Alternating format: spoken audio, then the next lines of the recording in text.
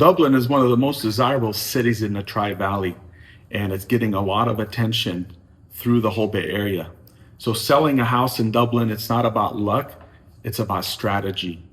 Because people come, they're very educated, they're very knowledgeable. So you have to have a local agent that has a lot of knowledge in the area and knows what they're doing.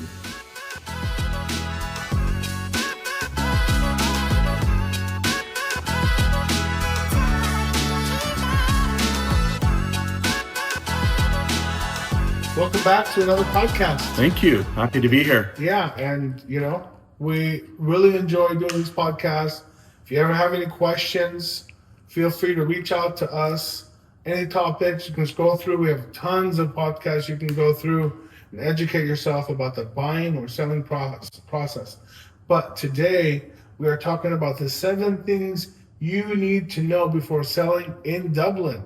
Now, East Dublin versus West Dublin, 2 very different markets. Dublin is not one market. It's multiple micro markets. And East Dublin has newer homes with HOAs. Every home in East Dublin has an HOA. Mm-hmm. The HOA doesn't equal a pool, it just equals more money. They take care of the common area and different signs in the community, the streets. They repave the streets. They just do some small things. Some HOAs pay for the front landscaping, like in Positano. They pay for the landscaping in the front. They take care of it. But in West Dublin, there aren't any HOAs. There are very few, unless you belong to a condo or HOA community. But buyers shop these areas very differently. And the days on market vary per side of town. And the school boundaries are always asked about. Can my child go to, let's say the new school in East Dublin if they live in West Dublin? And the answer is yes. They just have to ask for a intra-district transfer. So these are things that buyers ask, like what are the schools in this neighborhood? But they can always ask for a transfer. But pricing in East Dublin doesn't always translate to West Dublin. So smaller homes in the West Dublin, you can't take the price per square foot and multiply that by the homes in East Dublin that are much bigger. It doesn't equal. We don't price homes that way. You can get an idea, but pricing homes is more on the comparable sales side. So what's sold within a mile and even half a mile from your property that you're looking at. So selling in East Dublin is not the same as selling in West Dublin, and treating it that way can cost you thousands. So the next point we want to talk about how Dublin buyers are extremely data driven. We live in an information age. A lot of information is available at the fingertips of buyers.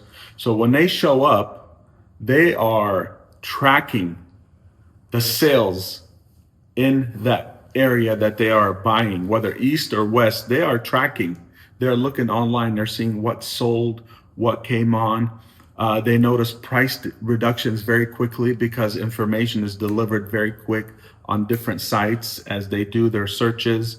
And some of them come with online estimates that they see. Let me tell you why sometimes that doesn't translate, because a lot of online estimates, they are just focused on the aggregated numbers of the area, which could be very skewed because the house itself is a story that you're going into. Some have crazy upgrades.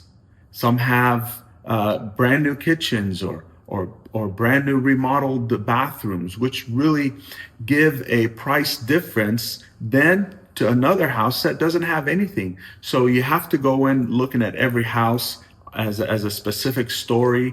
It's its own entity. You cannot just aggregate numbers. So they could hurt expectations when you come up with these online estimates that don't really view the house. Zillow cannot walk into your house and look and see what you have added or what you have upgraded. So that makes a difference too to a buyer, because it's a lot less work when they buy a house that is turnkey, ready to move in. Importance of pricing a house right. We always stress when you're selling, you got to price it right. I know we all are very emotional about our house. We think our house is worth, exuberant amount of money, but you have to be realistic. You have to look at the numbers because the first 10 to 14 days will set the tone for the house. And once goes past 14 days, then buyers begin to look and start wanting to negotiate down because they think something is wrong. Why hasn't it sold? So it's very important to come on the market at the right price.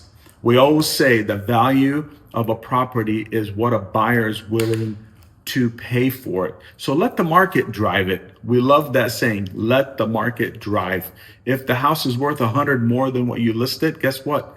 It will get it because you'll have a fight. You'll have multiple offers. And overpricing only leads to longer time on the market. So you don't want to be just sitting and getting stale on the market. You want to price it right. And also you want to be aware that there will be an appraisal. And you want to make sure that we're within the range where the property will appraise, especially if an offer comes in that has an appraisal contingency. Because if it does not appraise and somebody overpays for it, they will come back to the negotiating table when everybody else has left. So you don't want to do that. You want to make sure you get all your negotiations up front. And if you do get an offer that's not contingent on an appraisal, well, that's a good thing because you don't have to deal with that. So that means they're going to pay contract price no matter what the appraisal comes in. So it's very important that you understand that most buyers that come to Dublin, they are data driven. So you better know how to put things in the right order. Otherwise, it does not look good for the sale of your house. And in Dublin, the condition of the house matters to buyers. And Dublin buyers expect move-in ready homes. It's just their expectation. Competition with newer construction in East Dublin and, between West Dublin, right? The newer construction is just ready to go. If you're selling your house in East Dublin and you're fighting with, you're competing with some new homes on the market. Yeah, there might be a little bit more, but again, they are brand new homes.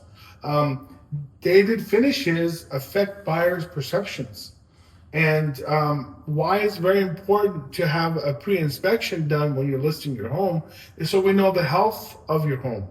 Buyers don't want to come in and replace a roof or replace an HVAC system.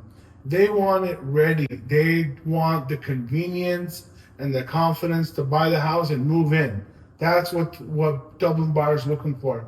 And who wants to get into credit me for this and credit for that? People don't want to fix things right now. They want the ease of move-in ready homes because they're busy, where they just kind of move into the home and nothing to do. You get more for your house if the house is ready and there's ease of no work, right? You don't have to do anything. So that's what Dublin buyers are paying for: confidence and convenience. Another thing I want to talk about is Dublin is agent heavy in marketing. So there's a lot of agents that are working Dublin, and a lot of the homes that get sold, most of them are sold by another agent. And so you have to make sure that you have a great reputation as an agent. A lot of agents, they love to work with other agents because their sole focus is to get top dollar for their seller, not to represent both buyer and seller. So that's very important when you're interviewing an agent to ask, and the transactions that you've had, how many have you represented both sides? Because reputation of an agent is very important. If I'm a buyer's agent and I'm bringing my buyer to a specific home, and I know I have a shot and it's a playing field, that house is going to get a lot of looks because of the reputation of the selling agent. And also, you have to look at, is the house open for broker tour?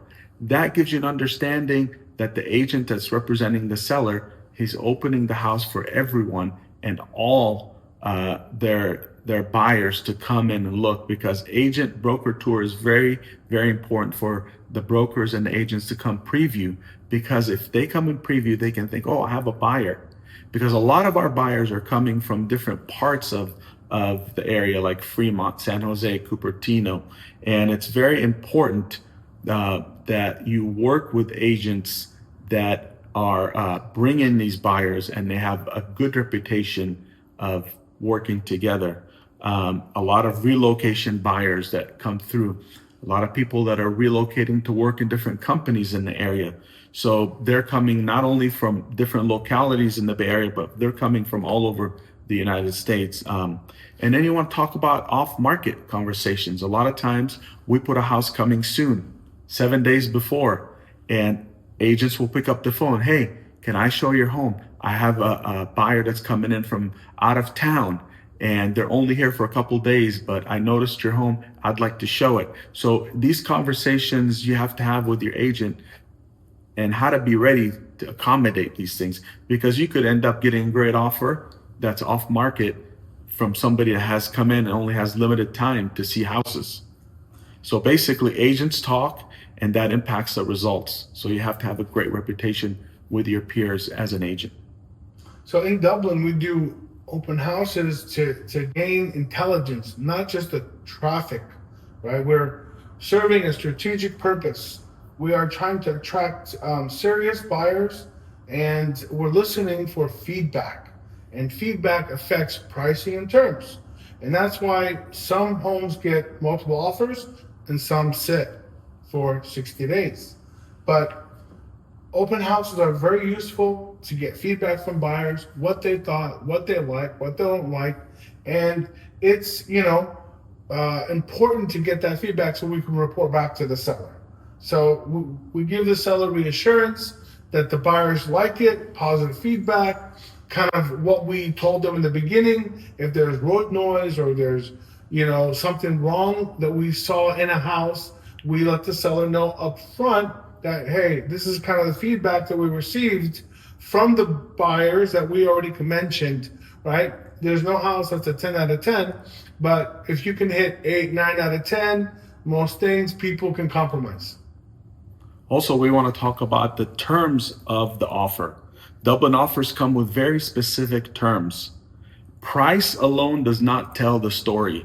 So we want to talk about down payment expectations. If you get an offer with a 5% down versus 50% down, you want to talk appraisal contingency, appraisal gaps. What if the house does not appraise?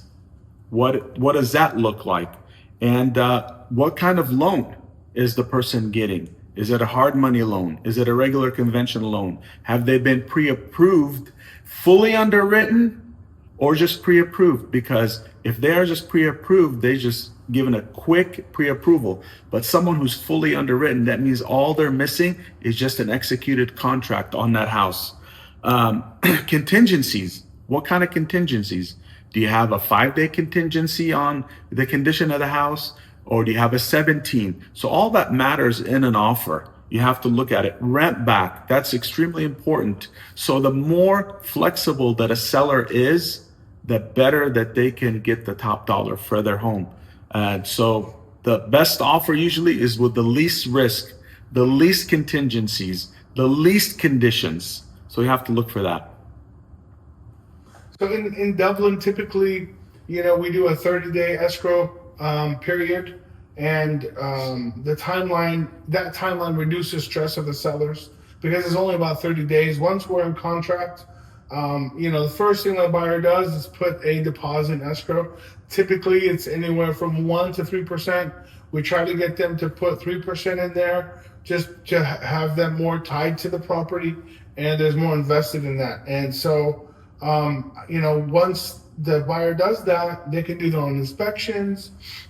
They contact their lender and they do their appraisal. They lock in their interest rate, and sellers will feel in the clear when they have removed all contingencies. Now that can happen in the front, right? That can happen in the front of the contract where there's no contingencies, but sometimes there is a contingency 10, 14, 17 days that the buyer has negotiated and the seller agreed to, and that you have to wait because the buyer can't cancel with no recourse. And so when you understand the process, nothing feels overwhelming, and that's why you have an agent to walk you through, hold your hand, explain these certain terms, and give you the confidence to not feel so emotional, right? And so they just explain things. If they explain things in a clear manner and the terms of the sale, then you should have a better process. So Dublin is one of the most desirable cities in the Tri-Valley, and it's getting a lot of attention through the whole Bay Area. So selling a house in Dublin, it's not about luck, it's about strategy. Because people come, they're very educated, they're very knowledgeable. So you have to have a local agent that has a lot of knowledge in the area and knows what they're doing. So thank you for watching our podcast. And if you have any questions, please comment below. And if you would like any of our material, our buyer's guide or our seller's guide or our book that we wrote or our marketing plan, we'd love to get that to you. Just comment below and we'll get it to you. Thank you again. And we'll see you next time. And if you could share, like, that would be awesome. Thank you.